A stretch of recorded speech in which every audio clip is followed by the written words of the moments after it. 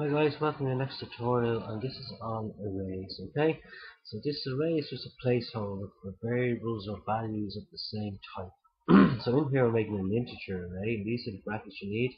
This is the name of my array, it's the variable name, and it's equal to a new array with 5 places, 5 objects you can hold. Okay, so I've given it 5. I don't get, we start from 0, and that includes 1, 2, 3, 4, 5. So we all start with 0, and we're going to 4 because we only have 5 objects. Okay, and these are the values I've assigned.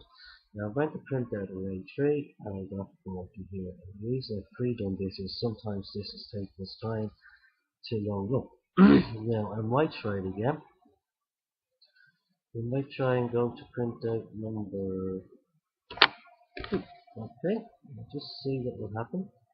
See, will this be too slow? But you can see the way she's already going slow, just the way this Microsoft can go sometimes. But we'll try it and see if we get it done really quickly.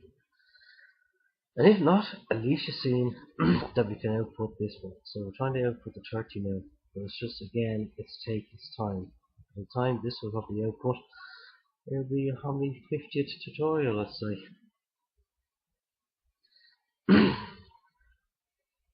But it's not. There we go, 30 is output there. Okay, so it's a little bit slow. I'm not happy with the speed there. I think, to be quite honest, it's too slow, but it's a big program, so it can happen.